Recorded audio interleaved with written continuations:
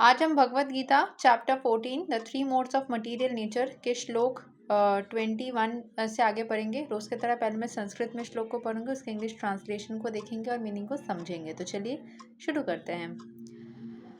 अर्जुन उवाच कैर्लिङ्गैस्त्रीन् गुणान् इतान् अतितो भवति प्रभो किम् अचरा कथां चैतां स्त्रीन् गुणा अतिवर्तते।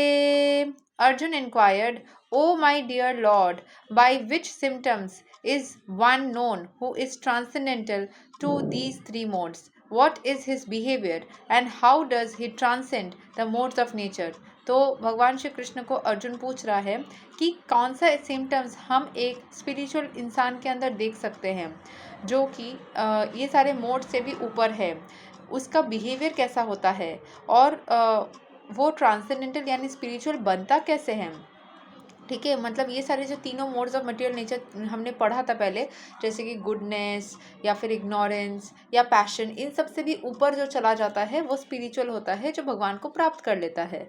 तो इन सब से भी ऊपर कौन जाता है, उसके बारे में कैसे पता चलता है, तो ये पूछ रहे हैं। ठीक है, कि उस इंसान के बारे में थोड़ा बताइए। श्लोक 22 से 25 एक क्लब किया हुआ श्लोक है, हम उसको कवर करेंगे। श्री भगवान उवाच प्रकसां च प्रवृत्तिं स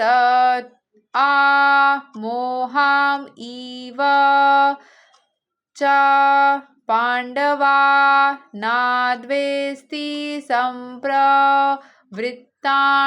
न निवृत्तानि कन्नकसति उदासीनावद् असिनो गुणैर्यो न विचल्यते गुणा वर्तन्ता इति इवां यो वतिष्ठति निन्गते समादुःखा सुखा स्वस्था समालोस् तस्मा कंचना तुल्या प्रिया प्रियो धीरस्तुल्या निन्दत्मा संस्तुतिः मनापमनयोस्तुल्यास्तुल्यो मित्रारि पक्षयो सर्वरामभापरित्यगी गुणातीता सा उच्यते।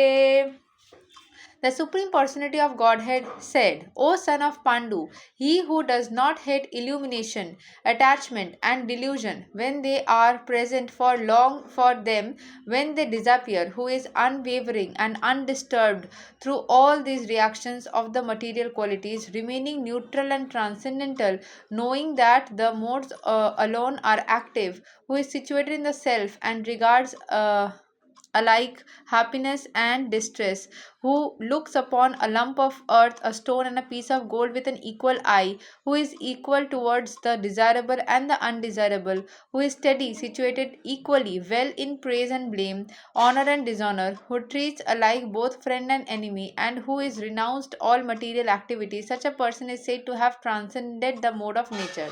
तो अभी एक एक करके देखेंगे मीनिंग। ठीक है, the supreme personality of God head, जो परम भगवान है, उन्होंने क्या बताया। ओ सन ऑफ पांडु, अर्जुन को बोल रहे हैं, he who does not hate illumination, उसको जो प्रकाश है उससे वो उस चीज़ को हेट नहीं करता। Attachment and delusion when they are present और long for them when they disappear, मतलब कभी भी जब किसी से अटैचमेंट होती है या वो थोड़ा कंफ्यूज हो जाता है या फिर उसको कहीं पे प्रकाश दिखता है तो इस चीज़ को हेट नहीं करता, और ये सब चीज़ जब चला जाता है तब वो परेशान भी नहीं होता। मतलब हर एक सिचुएशन में वो ओके होता है, न्यूट्रल होता है, जो लॉ ऑफ अट्रैक्शन भी बोलती है कि आपको हर एक सिचुएशन में न्यूट्रल या ओके होना चाहिए।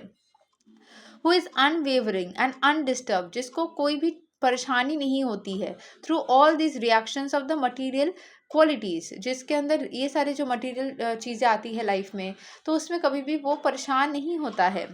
रिमेनिंग न्यूट्रल एंड ट्रांसेंडेंटल, वो न्यूट्रल रहता है, स्पिरिचुअल रहता है। Knowing that the modes alone are active, उसको पता है कि हो सकता है कुछ अभी नेगेटिव मतलब मोड्स पे गुडनेस के एनर्जी के अंदर वो है, या फिर कोई पैशन आ गई है, या फिर कोई इग्नोरेंस है, तो वो मोड्स एक्टिव है। उसको पता है कि ये सारे दुनिया का नियम है जिसके वजह से, जिसके चलते ये सब चीज़ें उसके लाइफ में हो रही है। ठीक है। Who is situated in the self and regards alike happiness and distress, वो अपने में ही स्थित है और उसको हैप्पीनेस एंड डिस्ट्रेस में कोई डिफरेंस महसूस नहीं होती, दोनों में उसको इक्वलिटी दिखता है। Who looks upon a lump of earth, जो कि महादेव में भी हम जानते हैं कि उनके लिए एक माटी, क्योंकि जो सोना है या गोल्ड है वो भी माटी से ही निकल करके आता है, तो उसके लिए गोल्ड का पीस या फिर कोई पत्थर या फिर माटी जो मड है, वो सारे चीज़ें सिमिलर होती है। Who is equal towards the desirable and undesirable, जो बहुत खूबसूरत या बहुत अच्छा होता है उसको भी जिस आंखों से देखता है, जो कि उतना सुंदर नहीं है, जो चीज़ें सुंदर नहीं है उसको भी एक ही नज़र से देखता है। हु इज़ स्टडी, एकदम स्टडी रहता है। Situated equally well in praise and blame, उसको अगर कोई प्रेज करेगी, वाह तुमने क्या काम किया है, तब भी वो उसको कोई तुमने कुछ भी नहीं किया है अच्छा, तो वो हर सिचुएशन में नॉर्मल रहता है। Honour and dishonour, who treats alike both friend and enemy, उसके पास शत्रु आएंगे या मित्र आएंगे, दोनों के साथ ही समान व्यवहार करता है, क्योंकि दोनों ही तो भगवान के अंश हैं। And who has renounced all material activities, सारे मटीरियल चीज़ों से वो अटैचमेंट छोड़ दी है, यह मटीरियल एक्टिविटीज़ में बंद पड़े रहना उसने खत्म कर दिया। Such a person is said to have transcended the modes of nature, उसने सारे मोड्स ऑफ नेचर के ऊपर चला गया है वो। और एक श्लोक पढ़ेंगे आज, श्लोक 26। मम च यो भ्याविचरेणा भक्ति योगेणा सेवते सागुणं समतीत्यायितं ब्रह्मा भूय या कल्पते।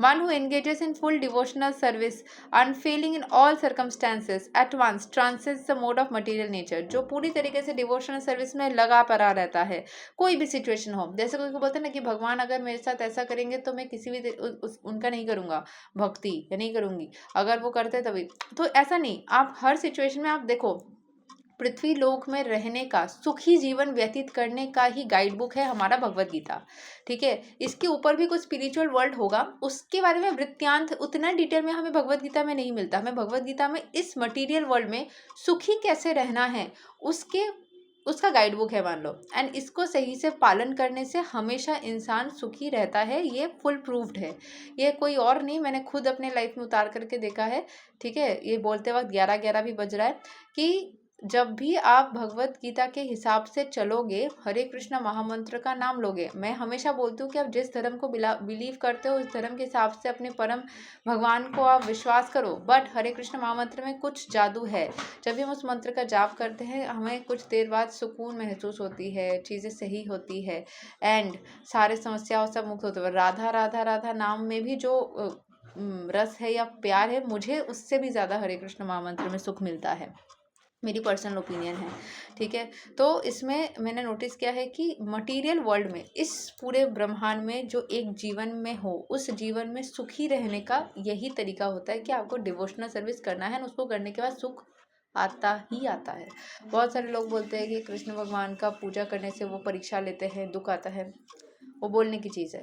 कभी भी भगवान की भक्ति करने से कोई कष्टवश नहीं होता, नहीं करने से कष्ट होता है। सो मटेरियल वर्ल्ड में सुखी कैसे रहोगे, अगर उतना जाने, अभी बहुत सारे क्वेश्चंस आ सकते हैं। जैसे भगवत गीता एक है जिसमें कृष्ण को महान मानते हैं हम लोग, ऐसे भी बहुत सारे बुक्स है, जैसे शक्ति तत्व के बुक्स है, शिव तत्व के बुक्स है, हर तत्व के हिसाब से उस पर्टिकुलर एनर्जी को महान माना जाता है। तो सारे बुक्स एक साथ में पढ़ोगे तो कन्फ्यूजन होगा कि कौन सच बोल रहे कौन नहीं बोल रहे। You can follow either of them, but Bhagavad Gita में जो रूल्स बोला गया है उसको फॉलो करने से हम इस मटेरियल लाइफ में हैप्पी रह सकते हैं। सो श्लोक 26 में हमने यही जाना कि जो पूरी तरीके से डिवोशनल सर्विस में आ जाता है, हर एक सिचुएशन से मतलब कुछ भी सिचुएशन हो बना पड़ा रहता है, वो material nature at once transcends the mode of material nature and thus comes to the level of Brahman. वो मटेरियल नेचर के सारे उसको पार करके ब्राह्मण के लेवल तक आ जाता है, मतलब सुप्रीम के एनर्जी तक उनको टच करना या उनसे एक होने के एनर्जी में आ जाता है। यही तक है आज, अगले दिन हम श्लोक 27 से कवर करेंगे। तब तक के लिए हरे कृष्णा, राधे राधे, जय श्री राम।